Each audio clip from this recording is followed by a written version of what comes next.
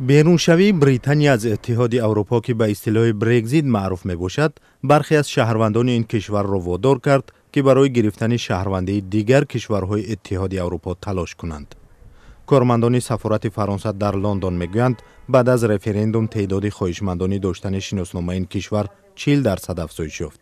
شوهر روزنامه‌نگار بریتانیایی ملانی گودفلو فرانسوی است. هرچند گودفلو به زودی شهروندی فرانسه را دریافت میکند، اما از لندن کوچیدنی نیست. من نمیخواهم از بریتانیا فرار کنم، در حالی که 16 میلیون نفر بر ضد بیرون شدن از اتحاد اروپا آواز دادند. فکر میکنم ما باید در اینجا بمانیم تا اینکه صدایمان شنیده شود. حکومت میگوید که ما نمیتوانیم اروپایی باشیم، اما چرا ما باید تابع این گفته ها باشیم؟ 48% در اروپا ماندن را انتخاب کردند. من باوری دارم که اگر رفراندوم را حالا میگذراندند، مقابلان برگزیت پیروز میشدند.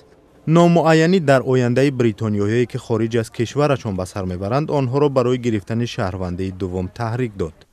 برای مثال در آلمان 100,000 بریتانیایی به سر میبرد. دیل کر سال 1978 به برلین آمده بود. تقریباً 20 سال پیش او مغازه خود را باز کرد که در آن محصولات ملی بریتانیایی فروخته می شود.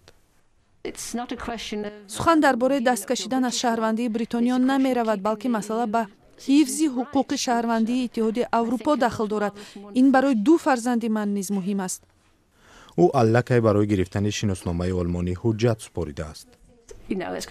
محصولات قیمت می شود. در قیاس با مغازه های دیگر نرخ‌های ما به این هم بلند است. قاعده های نوی تجارت به ما نیز تاثیر خواهد کرد. از این خاطر خیلی در تشویشم، چون نمیدانیم که ما را چی انتظار است. البته از همه بدش این خواهد بود اگر مغازه هم بسته شود، اما من به بریتانیا برنمیگردم. بریتانیای کبیر روز 27 مارس رسما به جریان بیرون شدن از اتحاد اروپا آغاز بخشید.